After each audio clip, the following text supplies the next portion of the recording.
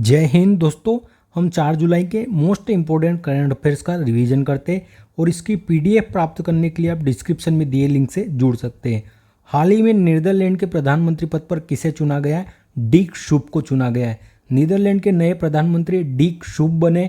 यह किसी भी पार्टी से संबंधित नहीं है क्योंकि 4 पार्टियों ने गठबंधन की सरकार बनाई है यहाँ पर, और इन्होंने रिप्लेस किया है मार्क रूटो को। और मार्क रूटो को अभी हमने देखा था कुछ दिन पहले ही नाटो का हेड बनाया गया है। नाटो की स्थापना 1949 में होती है।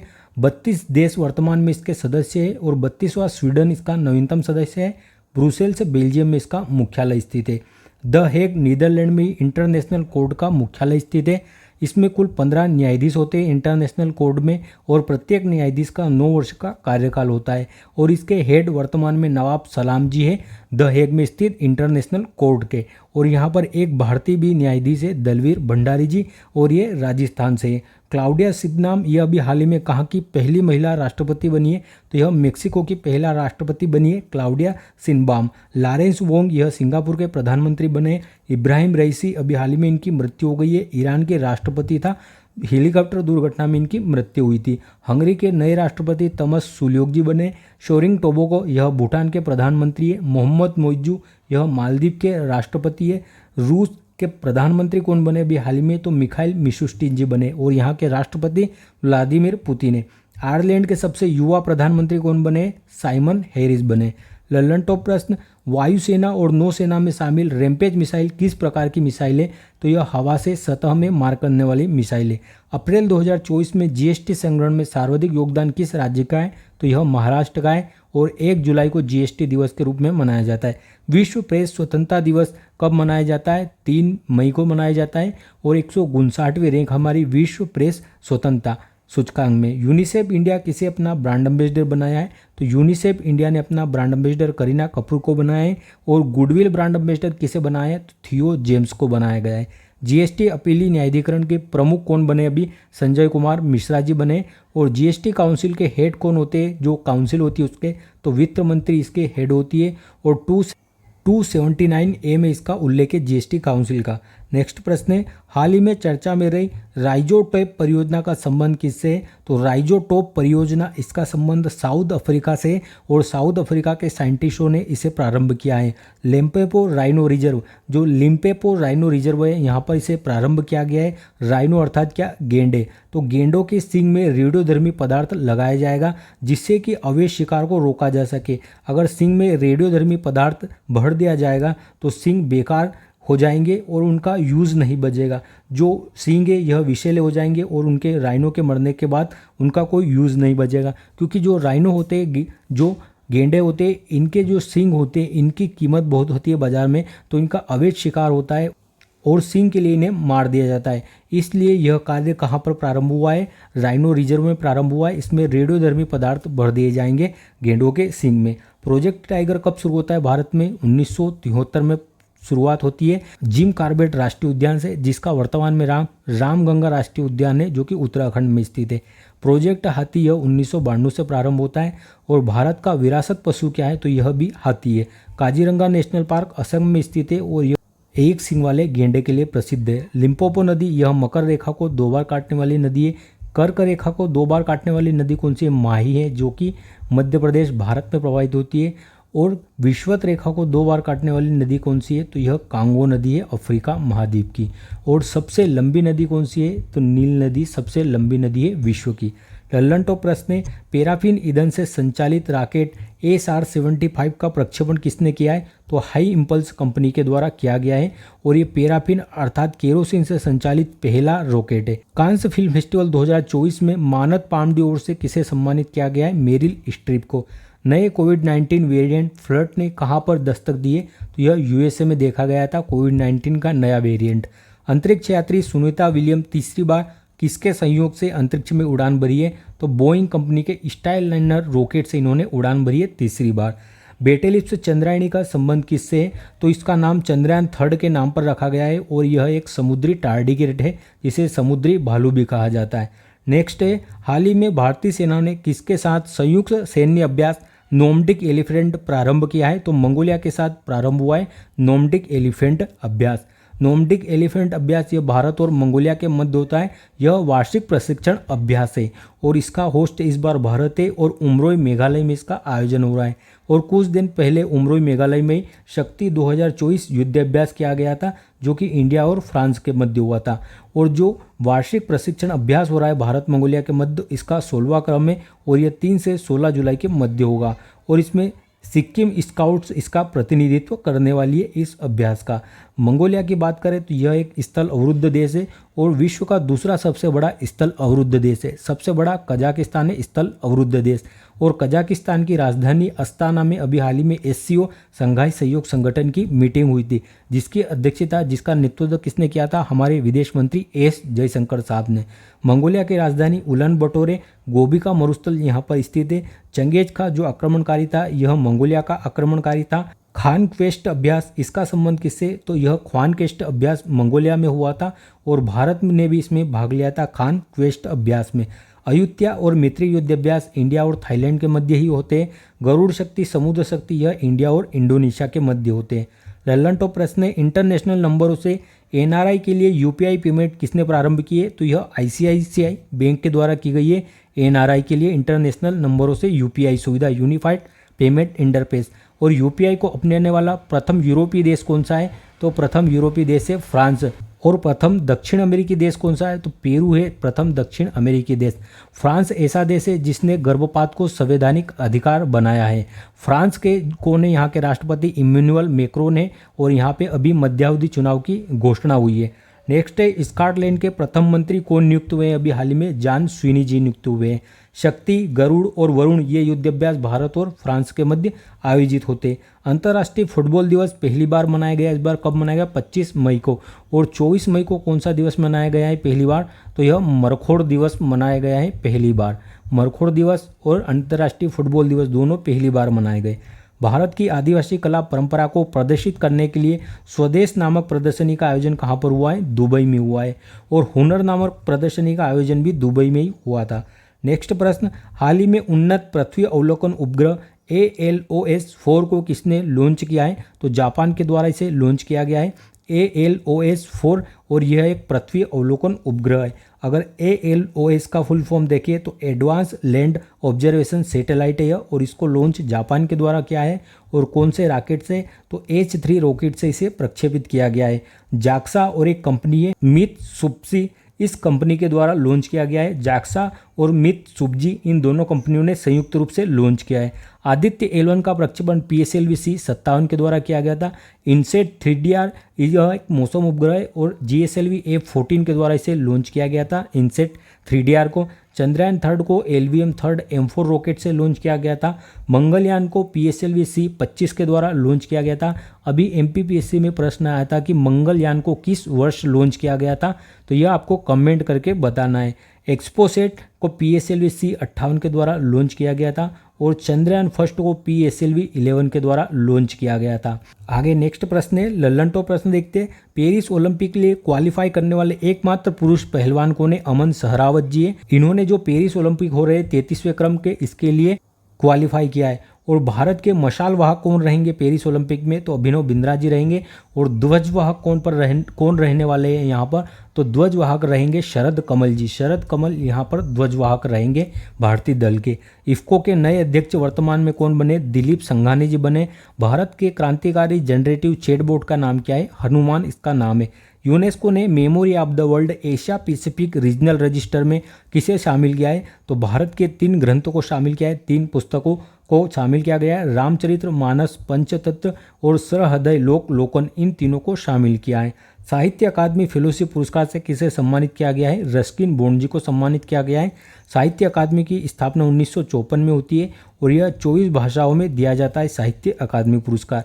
22 भाषाएं जो हमारे संविधान में है और एक इंग्लिश और एक राजस्थानी, इन 2 भाषाओं में दिया जाता है। नेक्स्ट प्रश्न है, हाल ही में UPSC के योग्य उम्मीदवारों को 1 लाख रुपए की सहायता प्रदान करने के लिए कौन सा पोर्टल लॉन्च किया गया है, तो निर्माण पोर्टल लॉन्च किया है। निर्माण पोर्टल लॉन्च किया गया है और लॉन्च किसने किया है, तो जो कोयला मंत्री है जी किशन रेड्डी, इनके द्वारा लॉन्च किया गया है। UPSC के जो योग्य उम्मीदवार हैं उनकी मदद के लिए 1 लाख रुपए की राशि दी जाएगी, लेकिन इसकी शर्त क्या है कि प्री क्वालिफाई किया होना चाहिए उसके द्वारा, और जो यह स्कीम है इसमें उन लोगों की हेल्प की जाएगी जो SC ST और महिलाएं, SC ST महिला और थर्ड जेंडर, केवल इन लोगों की सहायता की जाएगी 1 लाख रुपए देकर UPSC की तैयारी करने वालों के लिए। सामान्य और OBC पुरुष को कुछ नहीं मिलेगा। सामान्य वाले और OBC पुरुष वालों को इसके कोई सहायता नहीं दी जाएगी। ये जो फंड है इसको कौन भुगतान करेगा, तो कोल इंडिया के द्वारा दिया जाएगा। जो CSR होता है इनका सामाजिक दायित्व, उसे पूरा करने के लिए यह कार्य किया जाएगा कोल इंडिया के द्वारा। लल्लन टॉप प्रश्न है, संज्ञान ऐप यह RPF के द्वारा लॉन्च किया गया है, रेलवे पुलिस फोर्स के द्वारा, और जो 3 नए आपराधिक कानून आए उसके प्रति जागरूकता बढ़ाने के लिए। सूची पोर्टल यह जीव जंतुओं की चेक लिस्ट है और विश्व में भारत ऐसा करने वाला पहला देश है जिसने अपने यहाँ के जीव जंतुओं की विविधता की चेक लिस्ट तैयार की है। सारथी 2.0 यह ऐप किसने लॉन्च किया है, तो यह सेबी के द्वारा लॉन्च किया गया है। फाइनेंशियल ईयर 2024 में भारत का सबसे बड़ा व्यापारिक भागीदार कौन बना है, चीन बना है, और भारत को सर्वाधिक व्यापार घाटा भी चीन के साथ है। भारत ने पहली बार किस देश में आयोजित विश्व हरित हाइड्रोजन शिखर सम्मेलन में अपना मंडप स्थापित किया है, तो यह नीदरलैंड में स्थापित किया था। भारत का पहला प्रीमियर वर्चुअल क्रेडिट कार्ड किसने लॉन्च किया है, HDFC बैंक ने। स्वदेशी मोबाइल अस्पताल भीष्म का परीक्षण कहाँ पर किया है सेना ने, तो यह आगरा में किया गया है। और यह स्वदेशी मोबाइल अस्पताल है, अर्थात जो विमान है इनसे ऊपर से इन्हें एयर ड्रॉप किया गया था। इंडिया इंटरनेशनल बुलियन एक्सचेंज का क्लियरिंग सदस्य बनने वाला पहला बैंक कौन सा बना है, तो यह स्टेट बैंक ऑफ इंडिया बना है। नेक्स्ट प्रश्न है, हाल ही में भारतीय वायुसेना प्रमुख ने हथियार प्रणाली स्कूल का उद्घाटन कहाँ किया है, हैदराबाद ने किया है। VR चौधरी, विवेक राम चौधरी यह एयरफोर्स के हेड है वर्तमान में, और इन्होंने हथियार प्रणाली स्कूल का उद्घाटन किया है। और कहाँ पर किया है, बेगमपेट एयरपोर्ट हैदराबाद में इसे उद्घाटन किया है। और जो ट्रेनिंग है इसमें इसको बढ़ावा दिया जाएगा स्कूल में, इसलिए इसका उद्घाटन किया गया है। आगे देखते हैं हम, फर्स्ट उड़ान प्रशिक्षण स्कूल का कहाँ पर शुभारंभ हुआ था, तो अमरावती महाराष्ट्र में हुआ था। अमरावती एक महाराष्ट्र में भी है, तो उड़ान प्रशिक्षण स्कूल पहला कहाँ पर खुला है, अमरावती में। आर्मी के चीफ वर्तमान में कौन है, उपेंद्र त्रिवेदी बने। नेवी के चीफ कौन है, दिनेश त्रिपाठी जी है। सेकंड CDS कौन है, हमारे चीफ ऑफ डिफेंस स्टाफ यह अनिल जी चौहान है। और NS कौन है, हमारे नेशनल सिक्योरिटी एडवाइजर, तो यह अजीत डोभाल जी है। रक्षा मंत्री राजनाथ सिंह जी है। लल्लन टॉप प्रश्न है, 10 साल के लिए ब्लू रेजिडेंसी वीज़ा किसने जारी किया है, पर्यावरणविदों के लिए, जिसने पर्यावरण के लिए काम किया उनके लिए, तो यह UAE ने जारी किया है। दुनिया का पहला 6D डिवाइस किस देश ने लॉन्च किया है, जापान ने। माउंट ईबू में अभी विस्फोट हुआ है, किस देश का ज्वालामुखी है, इंडोनेशिया का है। और यहीं पर माउंट मेरापी और माउंट सिनाबोंग ज्वालामुखी भी है। आपराधिक न्याय प्रशासन पर सम्मेलन कहाँ पर आयोजित हुआ है, तो गुवाहाटी में हुआ है। जो 3 नए आपराधिक कानून आए इनके प्रति जागरूकता के लिए।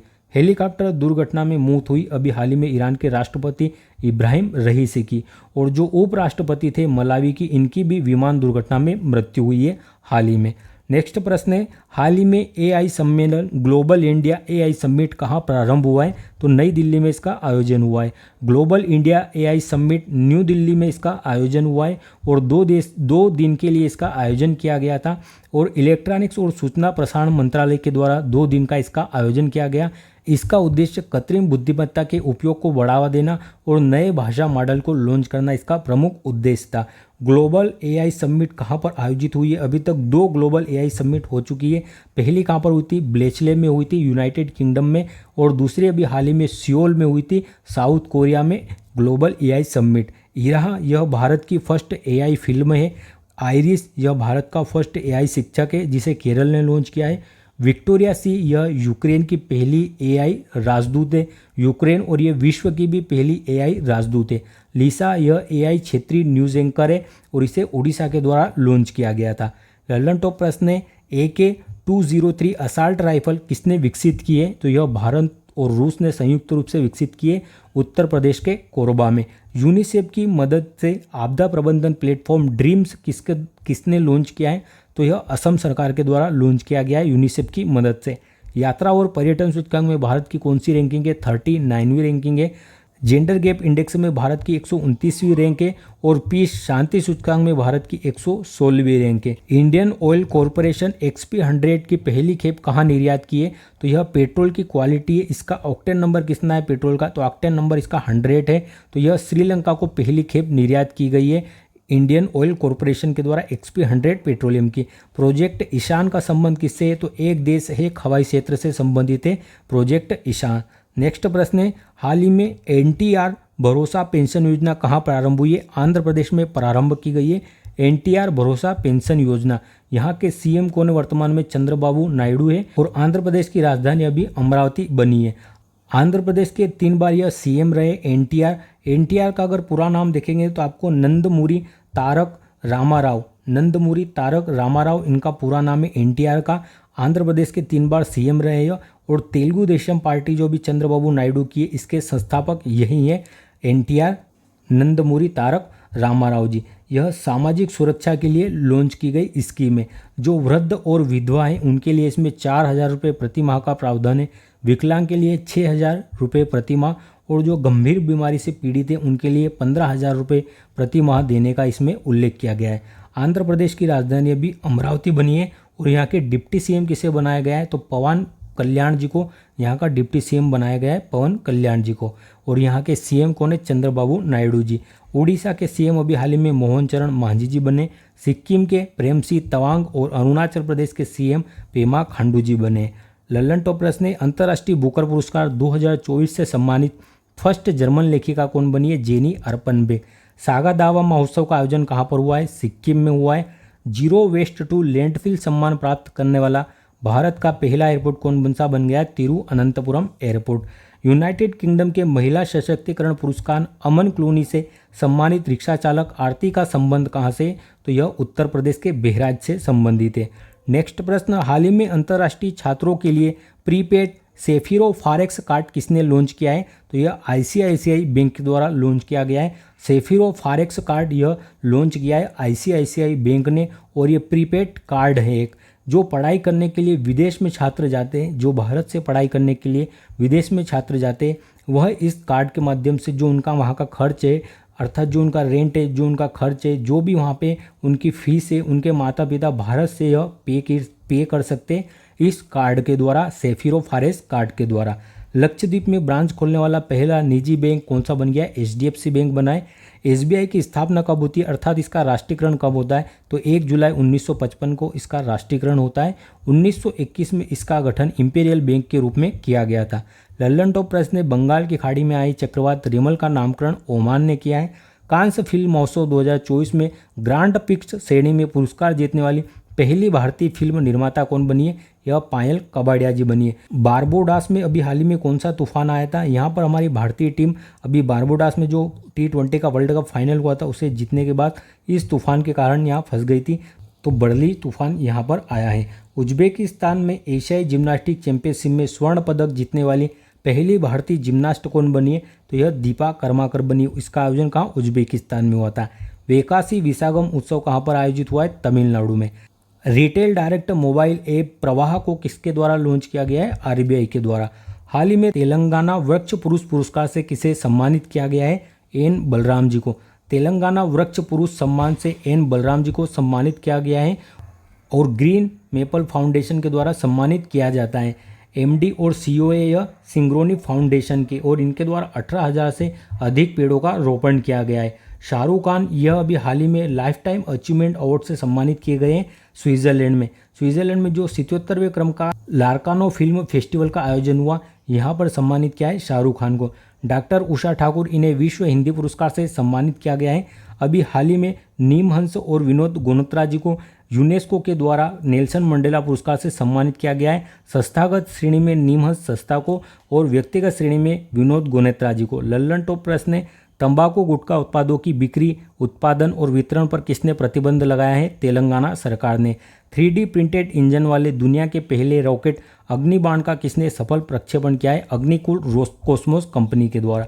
लिग्नोसेट जो दुनिया का पहला लकड़ी का बना उपग्रह किसने बनाया है? तो यह जाक्सा के द्वारा बनाया गया, जापान के द्वारा। यूनाइटेड नेशन 2023 के military gender advocate of the year से किसे सम्मानित किया गया है? तो राधिका सेन जी को सम्मानित किया गया है 2023 के military gender advocate of the years के पुरस्कार से। और अगर रिवीजन की दृष्टि से यह क्लास आपके लिए महत्वपूर्ण है तो कृपया चैनल को सब्सक्राइब अवश्य करें, और अगर आप मेरी हेल्प करना चाहते हैं तो चैनल को शेयर भी जरूर करें अपने दोस्तों तक। अब हम आगे देखते 11वां प्रश्न। आंध्र प्रदेश में 41,000 साल पुराने शुतुरमुर्ग के घोंसले की हुई खोज। सबसे बड़ी जो कोशिका होती है वो किसकी होती है? तो सबसे बड़ी कोशिका शुतुरमुर्ग के अंडे की होती है। और मानव शरीर की सबसे लंबी कोशिका कौन होती है? तो न्यूरॉन, जो तंत्रिका तंत्र होता है, इसकी सबसे लंबी कोशिका होती है। कल के प्रश्नों का रिवीजन करते हैं। न्यू स्पेस इंडिया लिमिटेड ने स्पेस मैत्री मिशन के तहत किस देश के आर्टेमिस उपग्रह को लॉन्च करने की घोषणा की है? ऑस्ट्रेलिया के। हाल ही में मिर्गी के दौरे को नियंत्रित करने के लिए दुनिया का पहला ब्रेन इम्प्लांट कहाँ पर हुआ है? यूनाइटेड किंगडम में। यूरोपीय परिषद का अध्यक्ष कौन बना है? अभी हंगरी बना है। और नेक्स्ट कौन बनेगा? तो पोलैंड बनेगा। हाल ही में भारतीय सेना ने संयुक्त सैन्य अभ्यास मैत्री किसके साथ प्रारंभ किया है? तो यह थाईलैंड के साथ प्रारंभ हुआ था। 24वां एससीओ शिखर सम्मेलन 2024 कहाँ प्रारंभ हुआ? तो अभी हमने देखा था अस्ताना में प्रारंभ हुआ है, कजाकिस्तान की राजधानी। हाल ही में लियोन शतरंज मास्टर्स 2024 का खिताब किसने जीता है? विश्वनाथ आनंद ने 10वीं बार। भारतीय सेना में शामिल सबसे शक्तिशाली गैर परमाणु विस्फोटक कौन सा है? तो सिबेक्स 2, और यह गैर परमाणु विस्फोटक है। नेक्स्ट है, हाल ही में बेहदीन खलम उत्सव कहाँ पर आयोजित हुआ है? यह मेघालय में आयोजित हुआ है, बेहदीन खलम उत्सव। हाल ही में केंद्र सरकार ने किसे नवरत्न का दर्जा दिया है? तो मझगांव डाक शिप बिल्डर्स को दिया है नवरत्न का दर्जा। हाल ही में पहले के सरस्वती अम्मा पुरस्कार से किसे सम्मानित किया गया है? पी गीता जी को सम्मानित किया गया है। धन्यवाद।